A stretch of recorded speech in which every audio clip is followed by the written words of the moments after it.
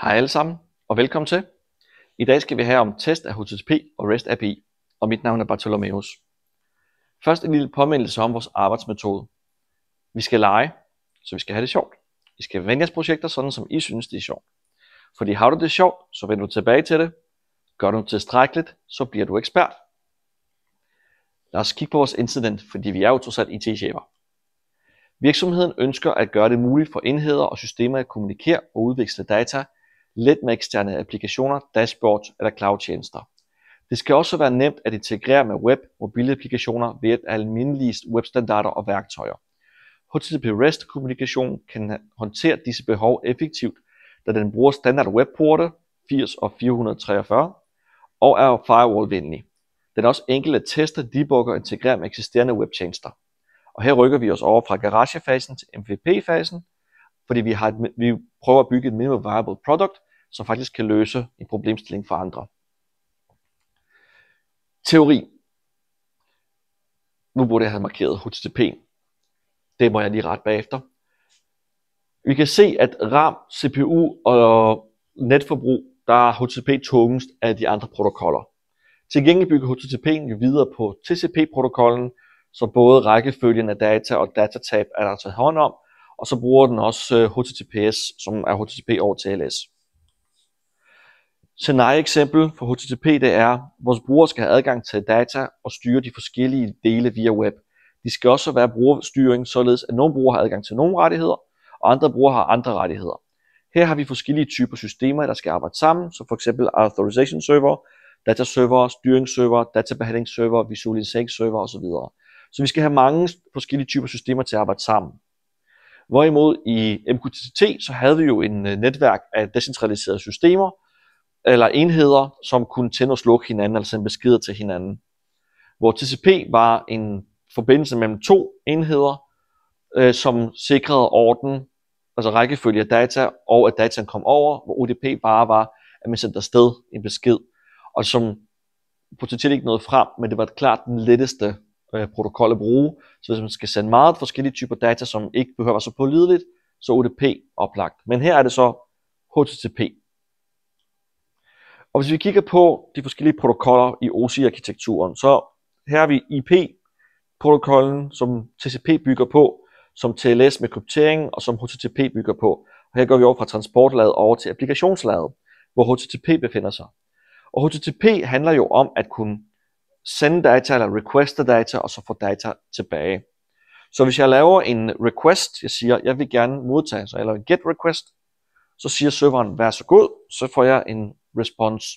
Hvis jeg laver en post, så sender jeg data til en server, som dataen siger, den har jeg modtaget, OK. Og HTTP svarer jo med forskellige HTTP-beskeder. Så for eksempel HTTP 200 OK betyder, at den er modtaget.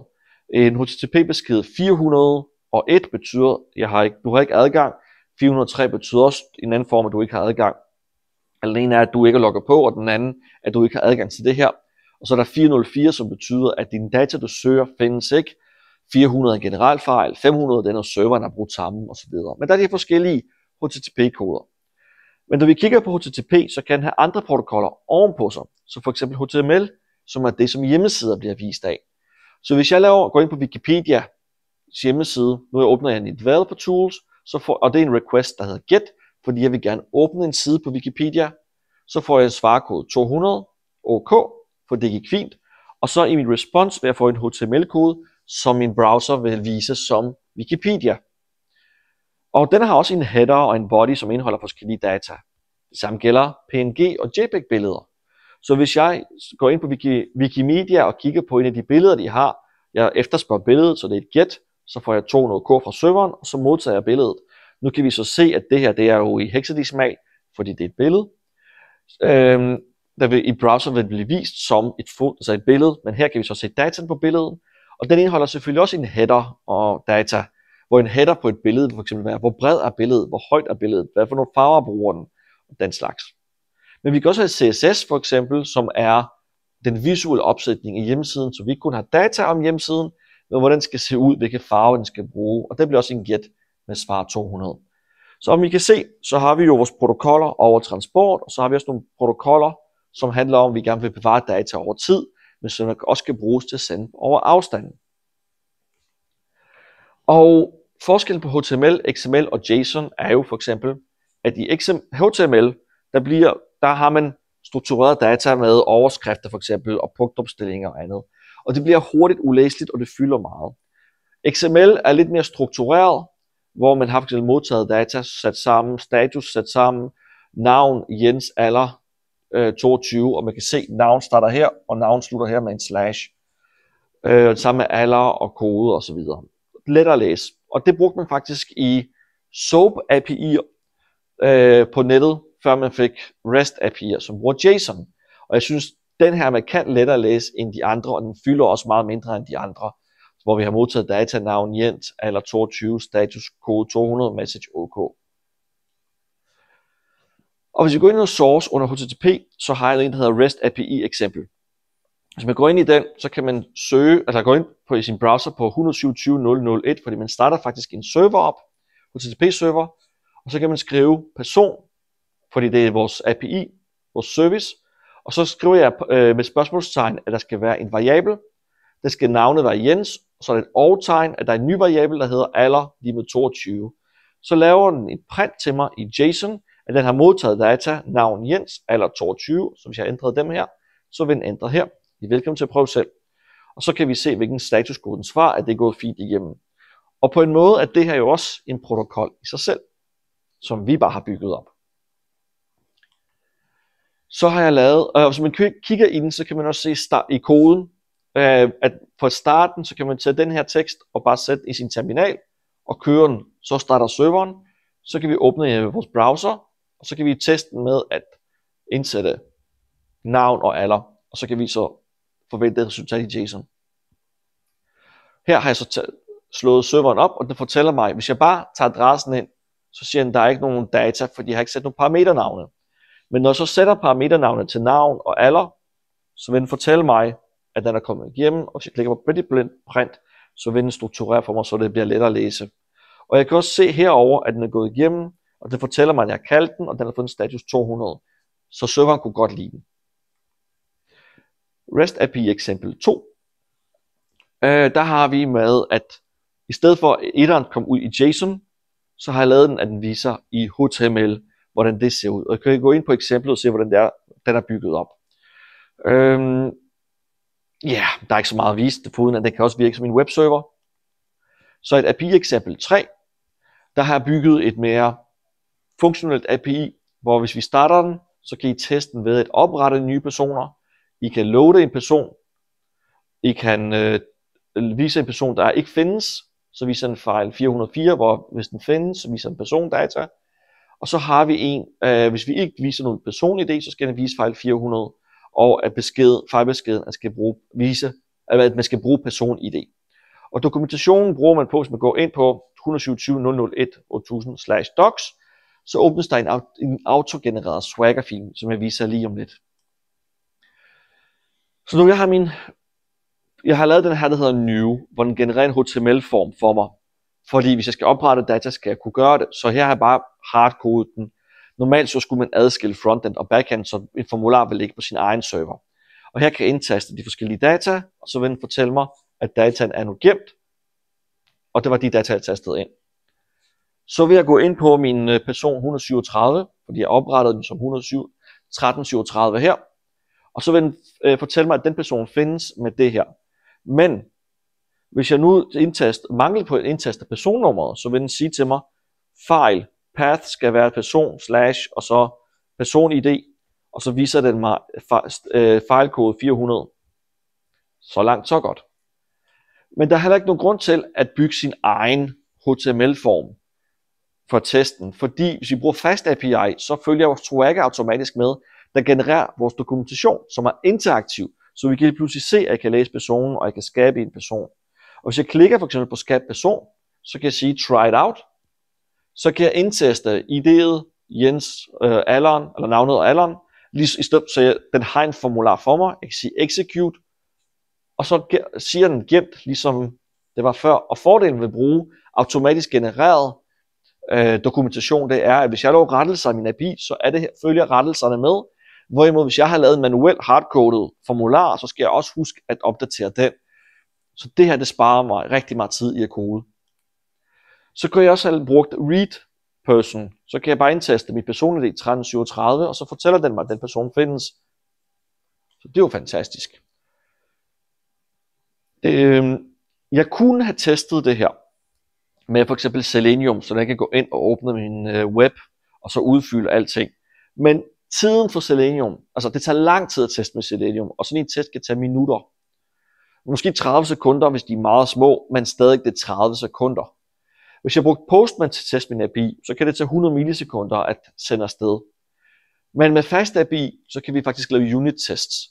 Og de her har jeg kørt 4 tests, der har taget 0,71 sekunder, og det tager længst op, det starter selve serveren. Så hvis jeg havde 50 tests, så ville det helt sikkert tage stadig under 1 sekund at gennemføre. Og der har jeg nogle tests, hvor jeg skaber en person. Jeg har en test, hvor jeg kigger på, om personen nu er skabt, og så, eller hvad sker der, når jeg læser personen. Så har jeg en test, hvor jeg kigger efter en person, der ikke findes, og så kigger efter en person uden ID, der skal give fejl 400. Det vil sige, givet I skal kunne opsamle data, som der kræves i jeres incident, så skal I finde ud af hvordan, således at I har en prototype test, hvor I har en REST API server, lavet med Python Fast API. Der vil jeg i hvert fald anbefale brugere. I er velkommen til at bruge en anden, men den her lækker og hurtig og let. Det skal kunne oprette og skrive data med HTTP statuskode 200 OK. Det skal kunne læse data, det skal kunne slette data, det skal kunne håndtere data, når de ikke findes, og det skal kunne give en fejlkode 404. Det skal også kunne håndtere, at der gives fejl med HTTP-kode 400 bad request, når vi ikke giver den god nok data. Så kan I lave unit test, og så skal I huske at opdatere husk at bruge de data, der passer til jeres virksomhed. Så de ting, I skal oprette, er noget, der skal passe til jeres virksomhed. Og så skriv det ned i jeres README-fil. Og bare for at vise jer, hvordan det virker. Så har jeg jo for eksempel min test. Så kan jeg starter min testklient. Så har jeg min test create person, hvor jeg så fortæller, at den skal have en person med person-ID 1337. Navnet skal være Jens, alderen skal være 35, og så skal den oprette personen. Derefter så kigger jeg, om person 1337 findes. Hvis ikke, så skal den, om den findes, om den har de rigtige data. Derefter så prøver jeg uden idé, og jeg prøver også en, hvor jeg tager 1338. Og så kører jeg min tests. Og så kan I se, at de består. Jeg kan også godt gå ind i source-koden, HTTP, mit REST API, I lukker lige den her. Det var ikke den, det var min main, jeg skulle gå ind på. Og så kan jeg se, hvordan skal jeg køre den i min terminal.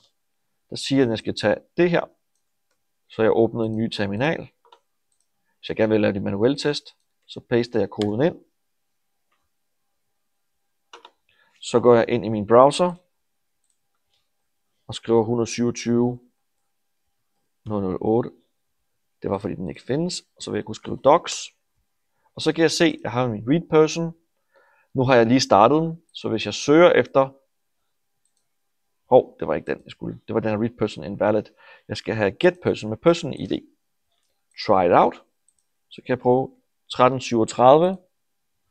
Den fortæller mig, at den har fået fat på Jens. Så det var fantastisk. Jeg tror faktisk, jeg gik ind på den forkerte. Jeg gik på HTTP eksempel 4. Det skulle jeg ikke. Jeg skulle faktisk have gået ind på HTTP. Så jeg stopper lige den her server. Hvor blev vi af? Det var heroppe. Jeg kunne se, hvordan jeg skulle teste den, og det var 4, jeg gerne ville. Så vi reloader den lige. Fordi den anden, jeg lige testede, den er lavet med, at den husker mine data fra gang til gang. Så reloader vi lige. Så vil jeg gerne have try it out, person 1337, execute, og der siger en fejl. Personen med ID 1337 findes ikke. Fordi den her version er uden at nogle databaser, så den husker ikke fra gang til gang, hvordan den genstartes. Så kan jeg skabe en person, try it out. Nu tager vi en, der hedder 1339, så kan den få Peter, og alderen skal være 2. execute, eller 37 fandtes jo ikke, så vi bruger 37. Execute, så siger den gemt 1337 Peter og 2. Og nu vil jeg gerne læse personen 1337, som ikke virkede før. Vi så, den skal fejl. Execute, nu virker den, og det er på Peter med alder 2. Og hvis jeg går ind i min readme-fil, så kan jeg se test HTTP, så vil jeg beskrive min incident, jeg vil beskrive min løsning, hvorfor bruger jeg et REST API, hvordan bruger jeg mit REST API, og jeg kan gå ind på adressen docs, og hvordan jeg kan skabe en person, hvordan kan jeg læse en person, og jeg kan vise, at min test har bestået. Tak fordi I havde lyst til at være med, og så ønsker jeg en rigtig god leg.